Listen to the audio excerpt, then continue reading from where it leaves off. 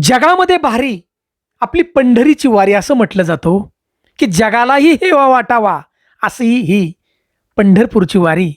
संत ज्ञानेश्वर माऊली, जगद्गुरू संत तुकाराम महाराज, सगळ्याच संतांचा पालखी सोहळा पंढरपूरच्या दिशेने चाललाय हो. एक रील गाजती. संत ज्ञानेश्वर माऊली, जगद्गुरू संत तुकाराम महाराज या सोहळ्यातील अनेक वारकरी म्हणतायत, पुण्याने दिलेली शिदोरी आम्हाला पंढरपूरपर्यंत पुरेल हो. एवढं दान पुणे जिल्ह्याने दिले.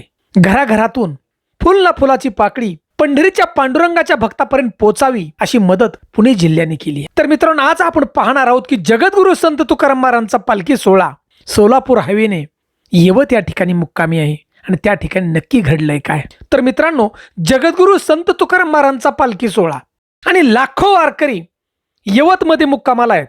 मित्रांनो, येवत गावानं असा विक्रम केलाय की वारकऱ्यांच्या आवडीचं जेवण बनवले आणि ती म्हणजे बेसन भाकरी आणि जवळजवळ 1 टन बेसन त्या ठिकाणी.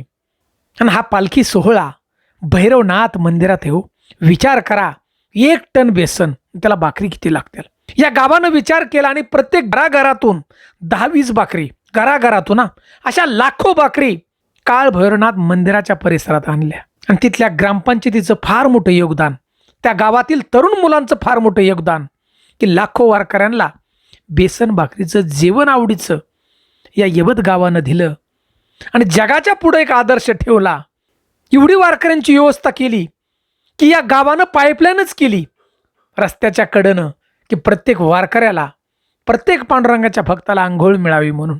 एवढं येवत गावानं संत तुकाराम महाराज यांच्या पालखी सोहळ्याचं स्वागत केलं. इतकं सुंदर. एवढ्या सगळ्या वारकरी बांधवांना सुंदर बेसन भाकरीचं जेवण येवत गावाने केलं. फार मोठं योगदान या गावाचे. याची स्तुती करावी तेवढी कमी आहे.